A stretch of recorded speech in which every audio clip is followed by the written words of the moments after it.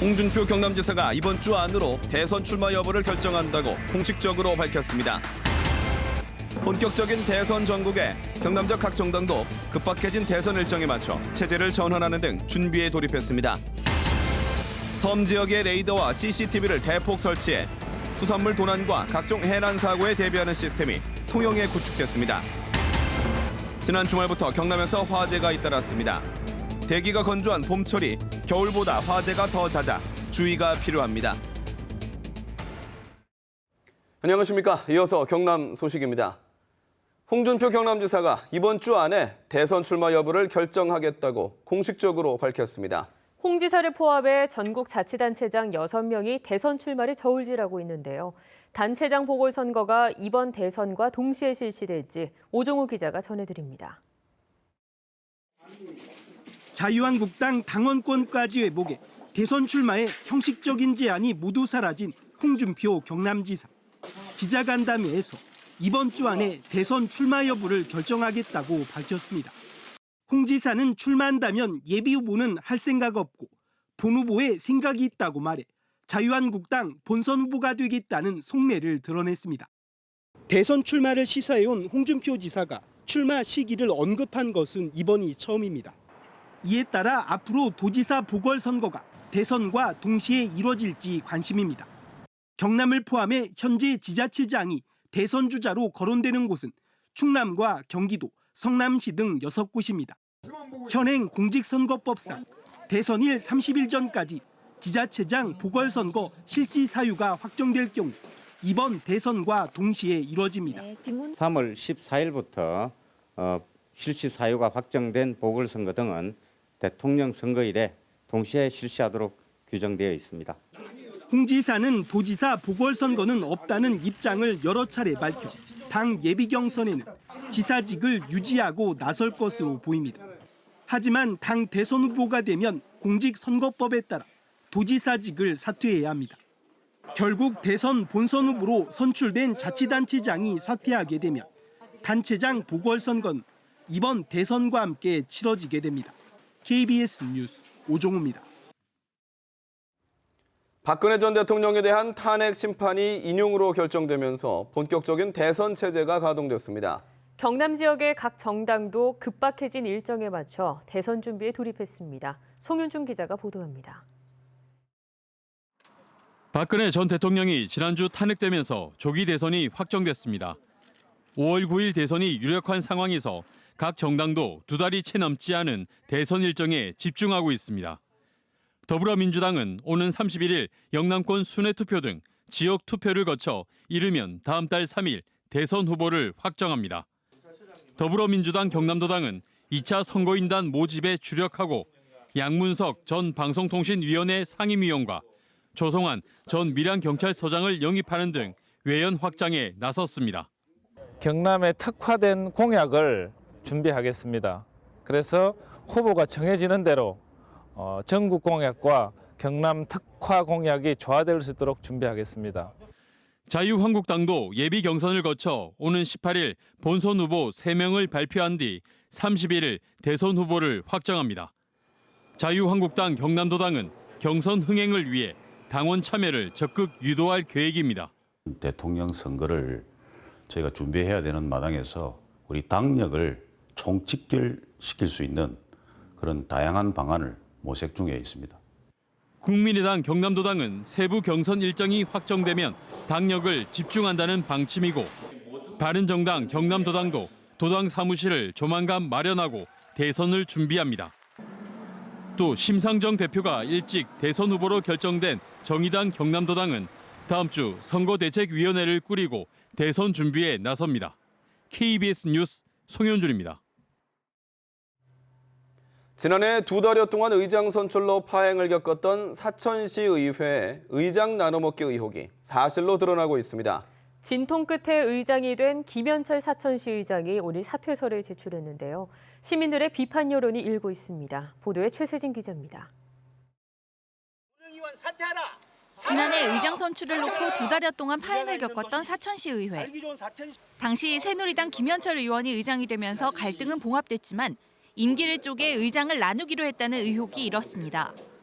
김현철 의장이 6개월 정도 임기를 한 뒤 중도 사퇴를 하고 그 이후에 다른 의장이 9개월, 이후에 또 다른 의장이 6개월의 임기를 채운다는 계획입니다. 이 같은 의혹은 오늘 김현철 의장이 의장직을 사퇴하면서 사실로 드러났습니다. 사실은 서로 의견을 조율한 것은 기정사실입니다. 기정사실로 그래서 올 3월 김현철 의장이 사퇴를 하고 사천시 의회는 오는 27일 새 의장 선출을 하기로 하고 16일까지 의장 후보 등록을 할 계획입니다. 이처럼 사천시 의회의 의장 나눠먹기 의혹이 현실로 드러나면서 지역사회의 눈길도 곱지 않습니다. 의장 감투를 얻기 위해 편법을 써서 자리 나눠먹기를 한다는 것입니다. 사천시 지자체를 갖다가 운영해가고 시민 대표로서 청지기로 나간다는 것인데 지금 과연 그분들이 지금 청지기 역할을 하고 있는지. 나눠먹기식 의장을 막기 위한 관련 조항의 필요성도 제기되고 있습니다. KBS 뉴스 최세진입니다. 섬 지역의 레이더와 CCTV를 대폭 설치해 모니터링을 하는 해양 재난 예방 시스템이 전국에서 처음으로 통영에 구축됐습니다. 바다에서 일어나는 선박 사고와 수산물 절도 등에 대해 신속한 대응이 가능할 것으로 보입니다. 손원혁 기자의 보도입니다. 선박 운항이 많은 바다 가운데 자리한 통영 추도. 섬 곳곳에 5km까지 시야가 확보되는 고성능 CCTV가 설치됐습니다. 열화상 기능으로 밤에도 선박을 선명하게 포착합니다. 추도 어민들은 해삼과 전복 등 해상 도난 방지에 효과가 클 것으로 기대합니다. 숨어 있다가 관리자는 딱 들이나가면은 여기 와서 물을 훔쳐갑니다. 훔쳐가는데 간제탑에서 이렇게 실시간 이렇게 근무를 하다 보면은 도난 방지에 대해서는 정말 안심하고. 선박 사고와 화재, 양식장 절도 등에 신속한 대응을 하기 위한 해양 재난 예방 시스템입니다. 통영의 섬 570여 개 가운데 취약 지역인 섬 8곳 등 23개 지역에 감시 장비 35대가 설치됐습니다.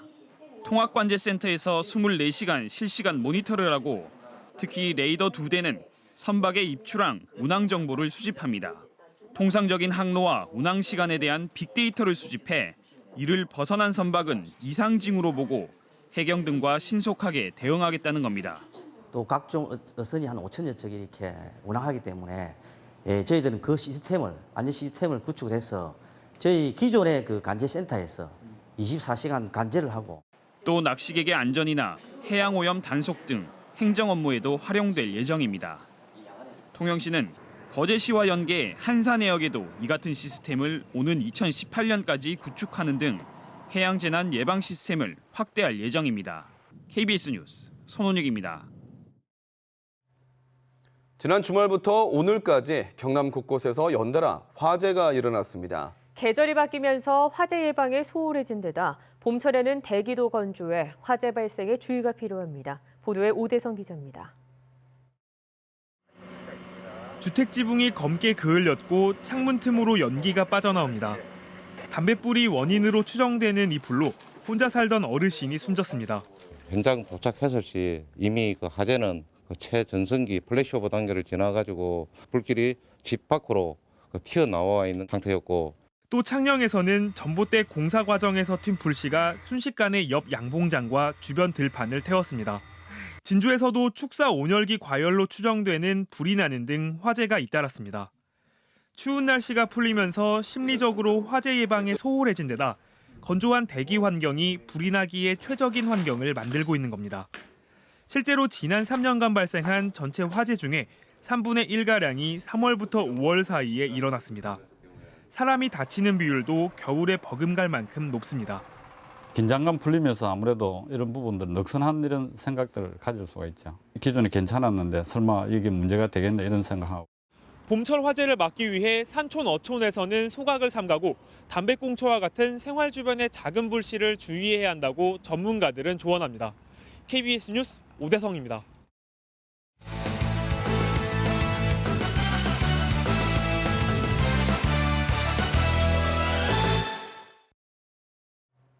주요 단신입니다.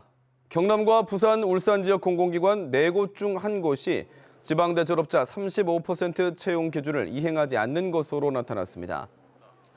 대학교육연구소가 경영정보 공개 시스템 알리오를 통해 지난해 공공기관 신규 채용을 분석한 결과 경남과 부산, 울산 39개 공공기관 가운데 10곳의 지역 인재 채용률이 정부 권고 기준인 35%에 미치지 못했습니다.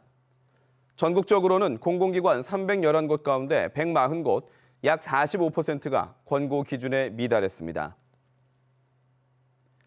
경남경찰청 지능범죄수사대가 산업단지 개발과 관련해 뇌물을 받은 혐의로 함안군수 비서실장 47살 우모 씨를 긴급 체포했습니다. 우 씨는 함안군이 시행하는 산업단지 개발에서 인허가 과정의 편의를 봐주는 대가로 공사업체로부터 수천만 원의 뇌물을 받은 혐의를 받고 있습니다. 경찰은 또 오늘 오전 산업단지 비리 의혹과 관련해 함안군수 비서실장과 기업지원과 등 관련 부서를 압수수색해 서류를 확보했습니다. 김해 씨가 3개 나전지구 도시개발사업 불법 폐기물 매립 의혹과 관련해 직접 시추조사를 한다고 밝혔습니다.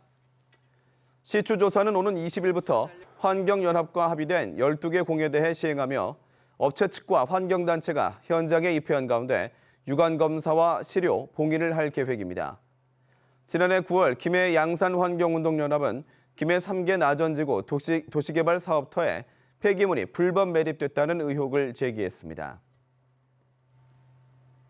창원지검이 고용보 감독관이 업체로부터 향응을 제공받았다는 의혹과 관련해 공안부에 사건을 배당하고 수사에 들어갔습니다. 고용노동부는 지난해 10월 STX조선 사내협력업체 사무실을 압수수색하는 과정에서 수십 차례에 걸쳐 감독관에게 접대를 했다는 장부가 발견되면서 자체 감사를 벌였습니다. 내일 NC다이노스의 넥센 히어로즈 마산전 등을 시작으로 프로야구 시범 경기가 막을 엽니다. 한국야구위원회는 내일 마산구장과 사직구장 등 5개 야구장에서 시범 경기를 개막해 팀당 12경기씩 모두 60경기를 하고 오는 31일 정규리그를 개막한다고 밝혔습니다.